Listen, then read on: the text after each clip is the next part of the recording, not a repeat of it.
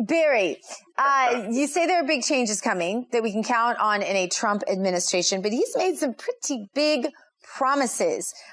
He says in his first 100 days, he's going to tackle Israel. He's got Obamacare. He's got immigration. He's got ISIS. Is he at risk, Barry, of disappointing people if he's not able to get all that done in a certain amount of time in that first 100 days? Well, I happen to know, as you know, Gina, a number of people that are advising President-elect Trump on foreign policy.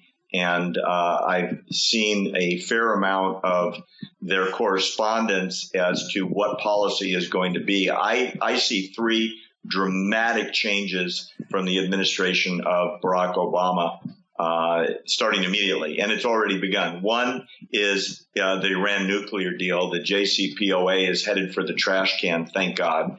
Number two is a complete reversal of the American disrespect for the state of Israel, our closest international ally.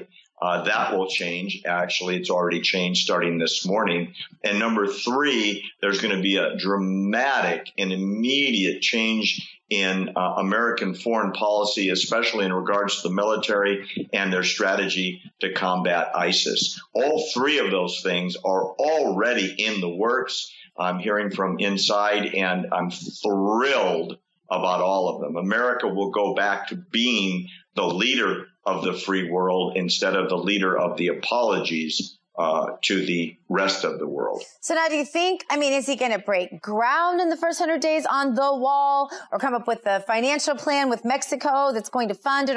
What are the particulars on this if you were making predictions on him accomplishing the things that he said he's going to in the first 100 days? Well, in regards to the wall with Mexico, I am absolutely positive negotiations are opening now.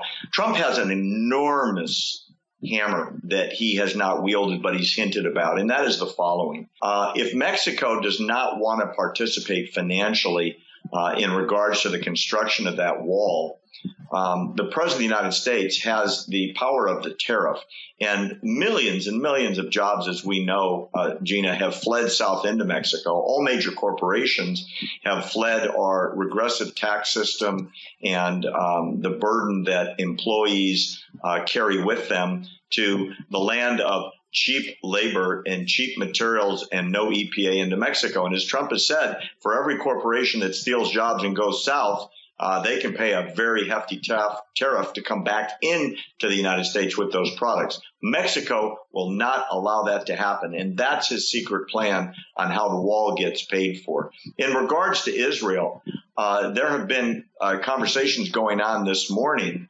between the prime minister and the president-elect that are the warmest between an American leader, or in this case, soon-to-be leader, and the leader of Israel since George W. Bush left office.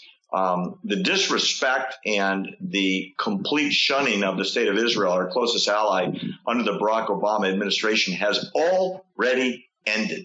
There is so much talk now between the leadership in Jerusalem and what is going to be the leadership in Washington. They couldn't be happier in Israel. Primarily, several points that Trump has been promising for a long time. Number one, move the capital of Israel to Jerusalem in terms of our embassy, since that is the stated capital. Israel is the only country in the world that the United States disrespects the self-stated capital. Number two, there will be no distance between our countries, as there has been for 8 years. As you know, I met with Mike Pence and had a chat with him about Israel a couple of months ago. Pence is a big fan of Israel. So is Trump.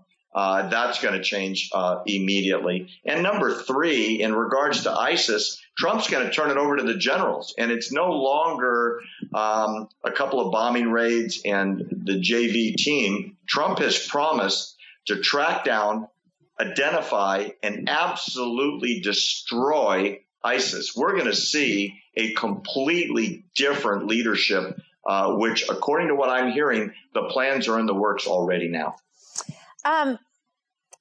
President Obama has some days left in office, as you know, and now his job pretty much comes down to executive orders and pardons. Do you have any predictions on those? Oh, good Lord. I have been asked this question so many times.